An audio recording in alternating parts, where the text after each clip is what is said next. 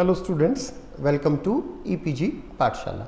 In previous module, we have studied that what is bioremediation, what are its different types, and what are its advantages and what are its disadvantages. And we have also learned that this technique can be used for the remediation of organic compounds as well as inorganic compounds, particularly the metals. So now in the next 3 modules, we will be discussing bioremediation of specific types of pollutants, and in this module we shall be discussing on the bioremediation of organic compounds. The learning objectives of this module are to understand different organic contaminations, countering organic contaminations, to understand about bioremediation of organic contaminants, to gain knowledge on bioremediation strategies for volatile organic compounds. These are a type of organic contaminants that we will be discussing. To gain an understanding on bioremediation strategies for polyaromatic hydrocarbons, and to understand different factors which influence the bioremediation process. We know that organic contaminant means these are organic in nature. These mainly contains carbon, hydrogen, oxygen, nitrogen and sulfur compounds. Huge amounts of petroleum products are liberated in the environment during wars, explosions during boring and from leaky tankers. Millions of gallons of oil are spilled annually in the seas.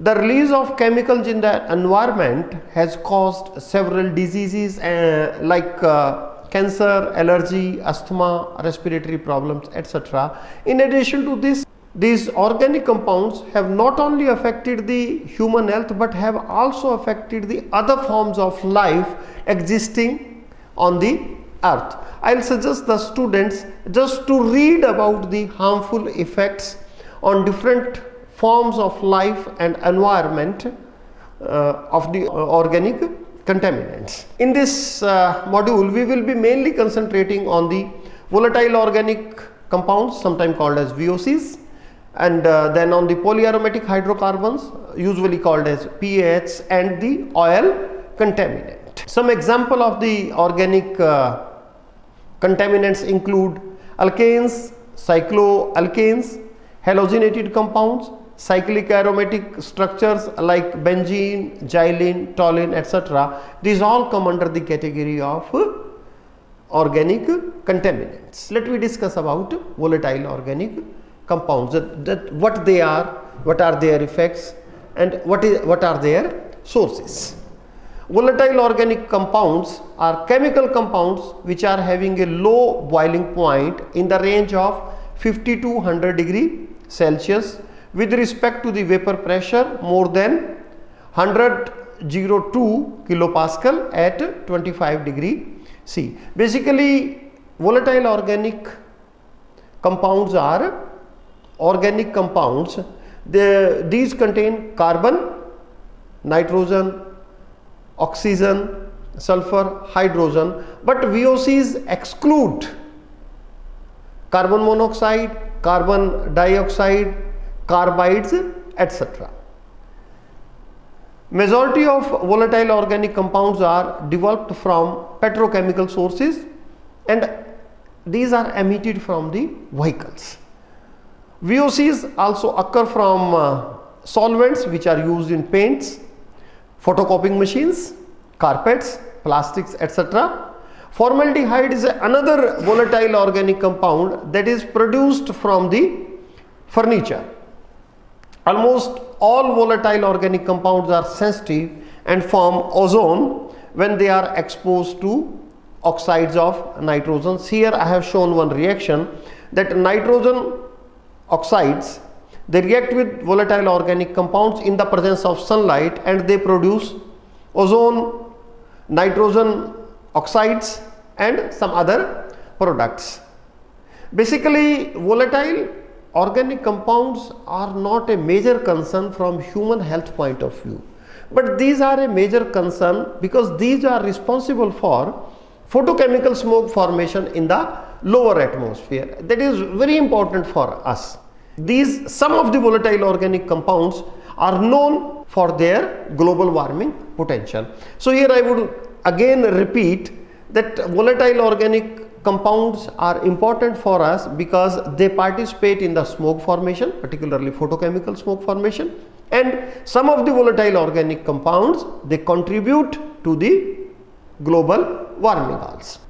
Here in this table you will find some of the common volatile organic compounds, and some examples of these volatile organic compounds are this trichloroethylene, naphthalene, 1,2-dichloroethylene, methyl tetrabutyl ether, benzene, acetone, tertiary butyl alcohol, and ethanol. Here in this table we have given their vapor density, vapor pressure and solubility, and from this table you will find that volatile organic compounds have significant solubility in the water. As far as these polyaromatic hydrocarbons are concerned, these are the commonly occurring pollutant, and these contaminate environment like other pollutant also. They are formed from incomplete combustion of organic compounds either naturally or due to human activities. Industrially obtained waste product act as the major source of PAH or polyaromatic hydrocarbon pollution. Increasing concerns due to their pollution in industrial gases and effluents, these are important for us. The release of chemicals in the environment has caused, it is established now that they are responsible for a number of diseases like cancer, allergy, asthma and other respiratory problems. Polyaromatic hydrocarbons contain carbon, hydrogen in the form of fused cyclic structures. The cyclic ring structures can be having several arrangements. The arrangements may be in the linear, clustered or angular. PAH are also characterized by Bay and K regions which form epoxides. When metabolized, epoxides entities are highly reactive species and can cause severe toxicity. These are the PAHs which are having low molecular weight, they are easy to degrade, but the PAHs which are having high molecular weight are difficult to degrade. These are hydrophobic in nature, and that's why they causes cell toxicity also. Crude oil contains complex mixture of different chemical compounds and possesses unique composition. Petroleum hydrocarbons can be divided into 4 comprehensive groups, and these groups are saturated oils, aromatic compounds, asphaltenes and resins. In this table you will find the names and their chemical structure and their solubility in water of some of the polyaromatic hydrocarbons. Here we have given the structure of naphthalene, phenylethrene, anthrene, pyrene, chrysene. So here you will find that the arrangement of the rings is angular as well as in the composite form. Now let me come to the bioremediation of polyaromatic hydrocarbons. Bioremediation of polyaromatic hydrocarbon pollution in marine sources is somewhat common, means is practiced, but the pollution in land and water, in land and soil is not addressed to that extent. Still the research work is going on the remediation of PAH in soil using this bioremediation in different laboratories. PAH being hydrophobic in nature bind with soil, which make them unavailable for degradation by microbe. This is the major drawback or major limitation or major barrier, that why it's difficult to apply bioremediation for the remediation of PAH present in the soil. The degradation mechanisms for PAH by microbes can be either aerobic or anaerobic in nature. Aerobic degradation, as the name is indicating, Basically, this is the primary mechanism of degradation of polyaromatic hydrocarbons by microbe, and as name indicating, this involves use of oxygen, and this process involves oxidation of cyclic rings by enzymes which are called as oxygenases, forming intermediates which can undergo ring breakage and further useful for metabolism. Whereas in case of anaerobic degradation, this is carried out under anaerobic condition as the name indicating, and this occurs slowly in comparison to the aerobic degradation. Some example of the microorganisms: Pseudomonas and Mycobacterium. These are known to degrade polyaromatic hydrocarbons. Microorganisms from Geobacter, Bacillus, Arthrobacter and Phanerochaete genus have also been reported for their capabilities, for their potential to degrade the petroleum products. Fungi from Penicillium, Aspergillus and Fusarium groups have also been described or known to degrade pH or having the pH degrading properties. It is believed that introduction of multiple species of bacteria with different degrading pathways for pollutant can serve in a better manner than introducing a single species. A lot of research work has been carried out that is available in literature that indicate that instead of using a single microbe, we should use a group of microorganisms, because different microorganisms will be degrading the pH by different mechanism, and then we can enhance the efficiency of the process in this manner. Several factors like microorganism strain to be used, chemical structure of the pH and concentration of the pH in question, and type of surface acting agent and its concentration, etc. Important for us to decide the efficiency of the process. In addition to this, some environmental factors also affect the biological degradation of polyaromatic hydrocarbon, and these environmental factors include pH, temperature, salinity, oxygen levels, sediment type, light intensity, season, etc. pH undergo metabolism using different mechanisms like bacterial degradation, lignolytic fungal degradation and non-lignolytic bacterial degradation. All these mechanisms involves oxidation of the ring structure of polyaromatic hydrocarbons. Now let me discuss about bioremediation of volatile organic compounds. Bioremediation technique uses microbiological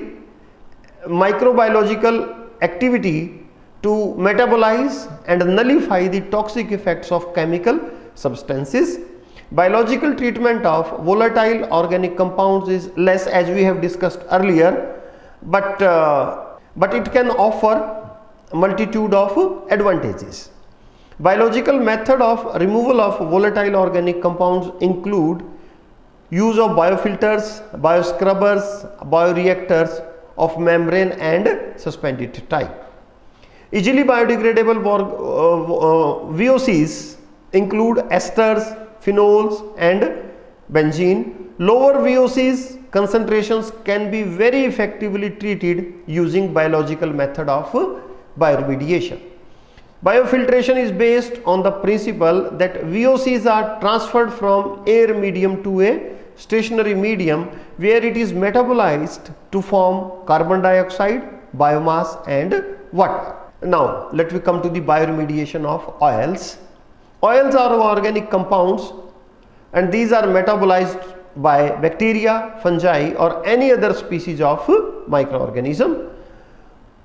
Oil polluted water can be addressed using oil degrading bacteria or fungi.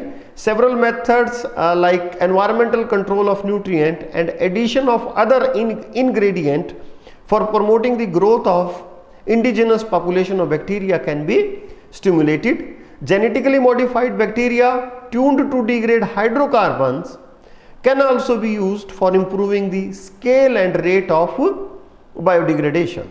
Nutritional needs of the chosen bacteria must be carefully understood and met by providing correct mix of fertilizer, aeration, temperature, etc. Now, let me come to the strategies for improving bioremediation of organic contaminant. Seeding with cultures of microbe. An important approach considered during bioremediation of oil pollutant after an oil leakage is the seeding or inoculation of microbe that have the capability to degrade hydrocarbon present in the oils.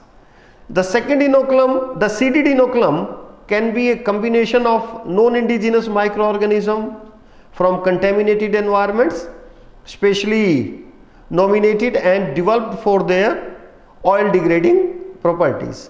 Hydrocarbon degrading bacteria, blend of oil degrading microorganisms selected from different sites which need remediation and then cultured in bioreactors in the labs. Necessities for seeding and challenging the nutrient supplementation.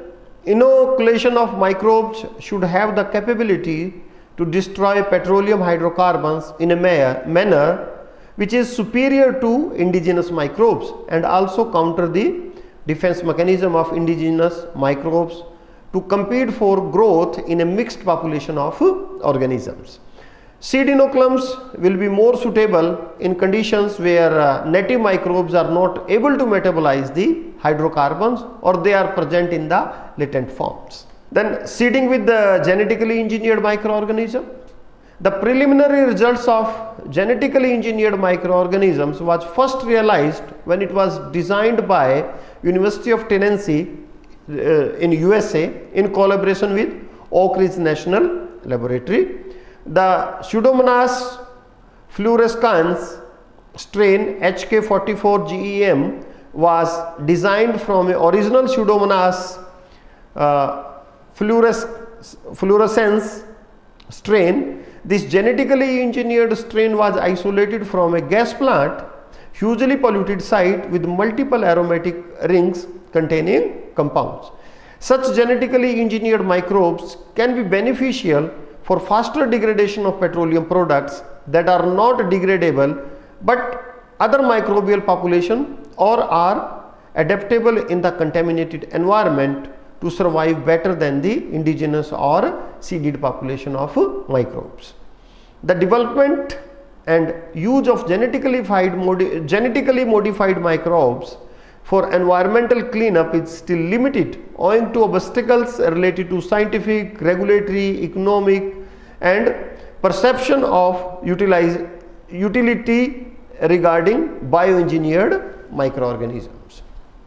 Then environmental modifications.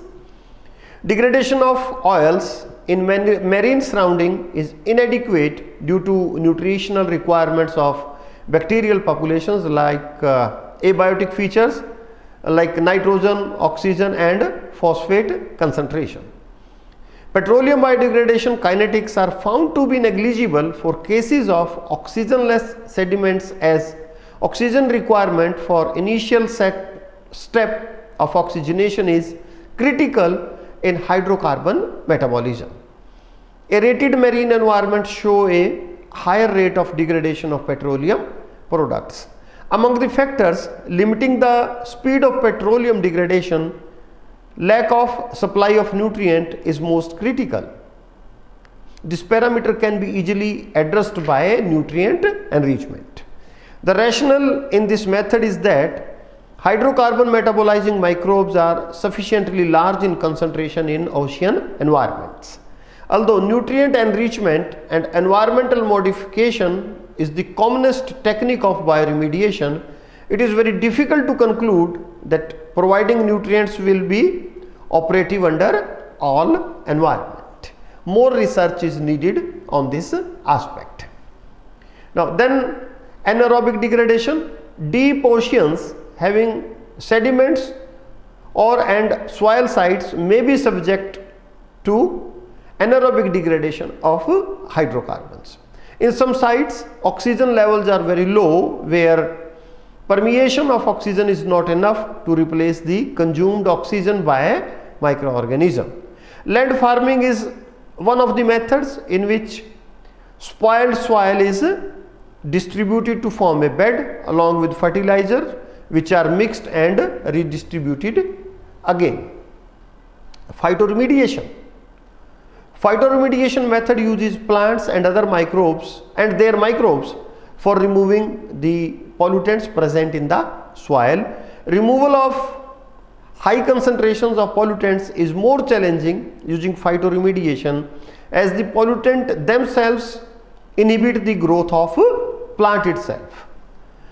Slower growth of plants causes the rate of removal of organic pollutant to be very slow and is affected by weather and soil properties. Volatile organic compounds are also removed by plants through stomata and cuticles. Formaldehyde, methyl isobutyl ketone, benzene and toluene were found to be removed by stomata in light environment. Nerium indicum through stomata. Cuticle removal of VOCs like benzene, toluene, ethylene benzene and xylene is observed in plants cuticle by Vitis, Malus and other species of the plants. Apart from these, wax mediate uptake of VOCs has been found to occur in Dracæna sanderiana. Cleaning indoor air can be achieved using plants based uptake of VOCs by planting these species inside the buildings. In addition to this, different laboratories are working on the use of different plants, including this Brassica species and others, for the phytoremediation purposes. Then rhizoremediation. In rhizoremediation is another technique that can be used for the biodegradation of polyaromatic hydrocarbon, wherein rhizospheric and endophytic bacteria can be used as an inoculum system for soils. Rhizosphere technology is often combined with agronomic techniques so that both processes from plants and rhizobacteria can be synergistically utilized for the purpose of bioremediation. Rhizoremediation is also advantageous due to a high surface area obtained by attachment of roots, and the treatment occurs deep within the soil as deep as the roots penetrate.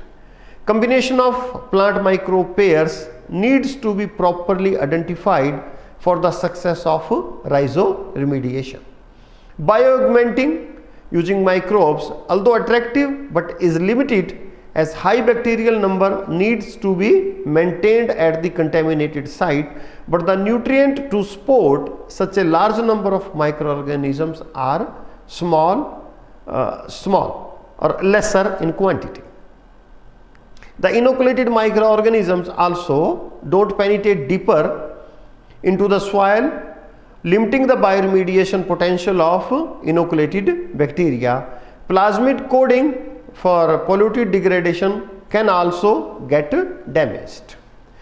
Now let me discuss different factors which are essential or which play an important role in the bioremediation process. Here in this figure we have shown that there are a number of factors which play an important role in the bioremediation or biodegradation using microorganism, plants, etc. And these factors include temperature, oxygen, nutrients, salinity, pH, moisture content, microbes and biomass, as well as other plants which can be used under phytoremediation or rhizoremediation, and biosurfactants.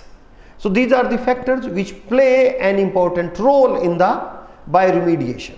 So in this module we have learned about different type of contaminants like volatile organic carbons, polyaromatic hydrocarbons and oils, and we have learnt about the nature of volatile organic carbons, pH and oils.